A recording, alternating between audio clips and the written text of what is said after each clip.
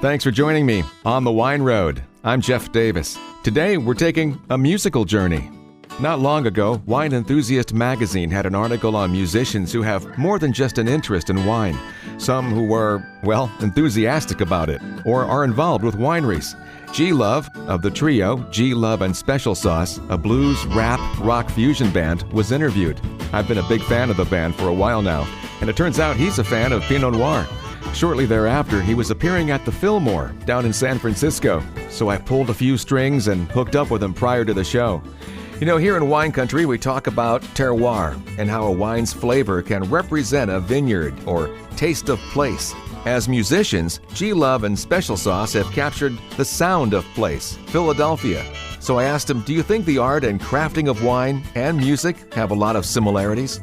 Yeah, I mean, I think it gets better with age. Yeah, our music is very rootsy and, natural and organic and like wine. It changes every year depending on kind of the seasons of, your life that you're living in and what's going on all around you. So in that way, I guess there are a lot of similarities.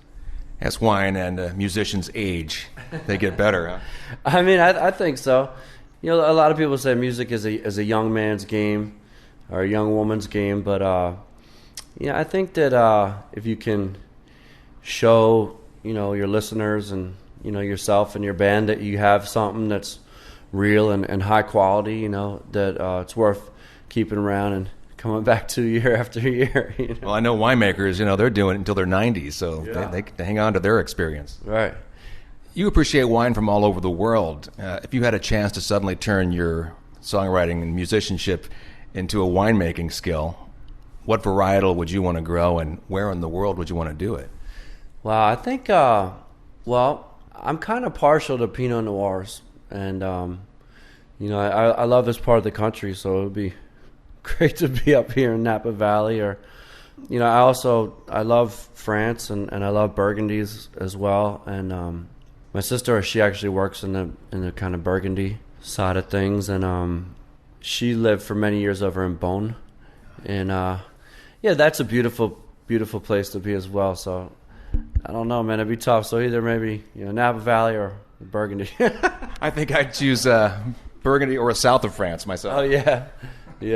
So beautiful. I understand that you do like a lot of different wines from Argentina and other places, and I thought maybe you gained that appreciation from traveling so much. But I understand your family does have a lot to do with that. Yeah, especially we come from our family's like a very big food family, and my grandmom, and she was a chef, and my mother was a chef, and my uncle was a chef.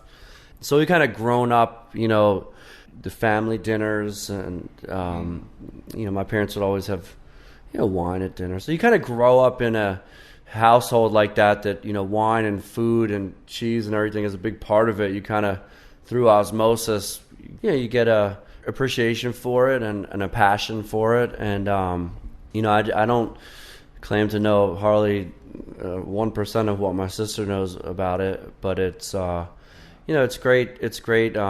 Every Christmas, what do you want for Christmas? Well, I want the regular. She'll make me a case of wine and kind of label everything, where it's from and about little thing about the producer and, what she thinks it goes well with and whether this one is to keep for a couple of years or to drink soon, The gift that keeps on giving. Yeah. I'm like, don't give me a sweater, but give me a case of wine. Since you fuse blues and rap influences, I would think that you would make something like a full-bodied wine, yet something lively on the tongue. Yeah, I mean, I think, I don't know. I'd have to go back to like that Pinot Noir because but maybe a more, maybe not a very light Pinot Noir, a more robust Pinot Noir. Well, that's like the Costa Brown I brought you because they definitely believe in intense flavors. Oh, cool.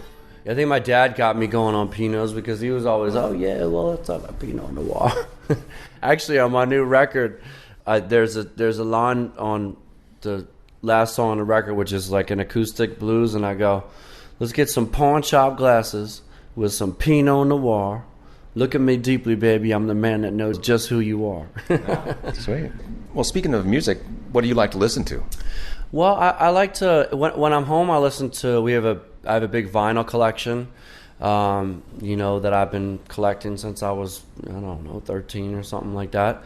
And so a lot of the music in that is a lot of old Delta blues and also classic rock from like the Rolling Stones and Grateful Dead, and a lot of soul, and also a lot of kind of 60s, 70s rock steady and reggae from Jamaica. But just kind of very authentic music, and then when I'm on the road, I either listen to music when I'm chilling out, like at dinner time. We always pick a couple records to spin at dinner, and then also when I'm working out on a run or at the gym, I listen to more hip hop, like Wu-Tang Clan and Cypress Hill and stuff like that. Something to keep your energy up. Yeah. Do you get a chance to tour wine regions when you're on tour, or do you have time for that? I one memory which was one of my most beautiful memories on tour was we were on tour with Jack Johnson in Australia, and we were on the West Coast in Margaret River, and we actually played this beautiful winery called the Llewellyn Estate, or the Llewellyn Winery, and I brought home this beautiful case of wine, and it was called the Art Series. And I think that the Chardonnays from the area were really lovely, especially. And that was in like 2002, and we just maybe finished the last bottle of it.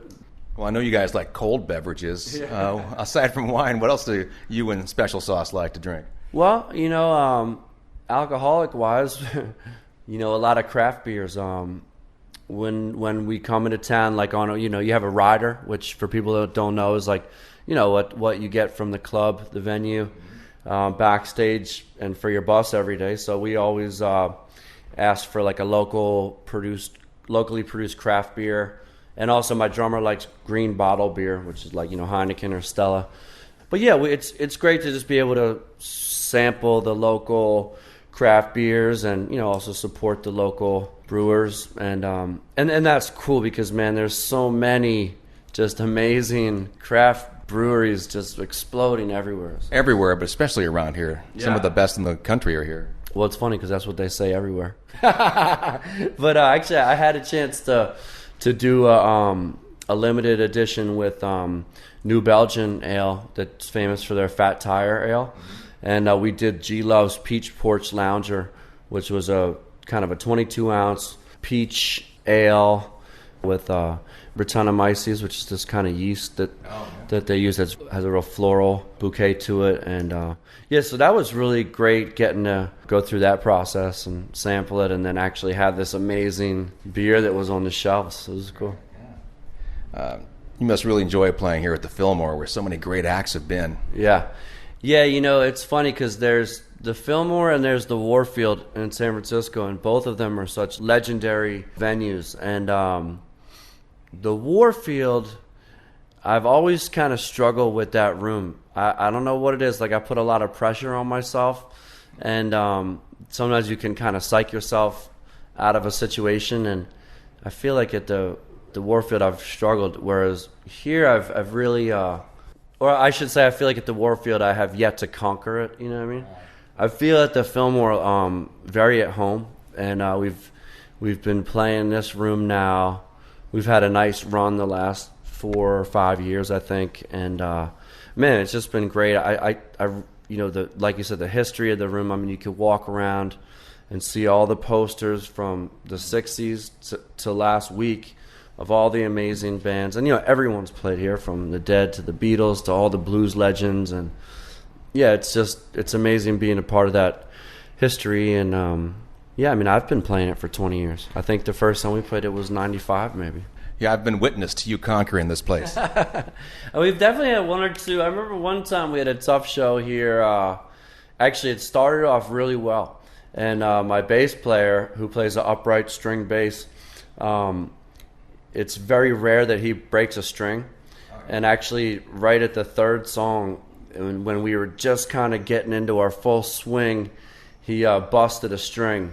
And I just kind of got pretty frazzled, and it's just funny how things can happen during a show that, you know, so much of it is just like your energy and your vibe, and you know, it's such a hard thing to put a finger on, but Well, you're moving forward, and then when something like that happens, it's like getting a flat tire or something. yeah, and it's a lot like athletics. Like if you're into football, like, you know, so much of or basketball, whatever sport, like so much of the game is a momentum. Whatever team can get a momentum going, and music's the same way. So, but yeah, like this place feels right at home for us. So it should be a great show tonight.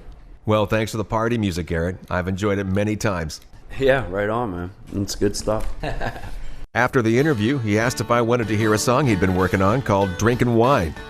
Absolutely. So here's a little taste of it. Let's have some fun, folks. Sun goes down. You got a bottle, man. Hey, sit around, let us drink some wine. I love that wine.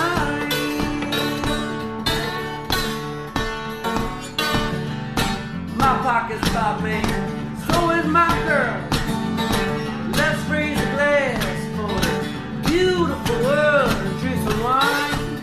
If you're listening to this on a podcast platform, you can see a video of him performing the song on my website, onthewineroad.com. Search the people category and you'll come across G Love. Thanks for listening to this podcast of On the Wine Road. I'm Jeff Davis. Drinking wine. Awesome.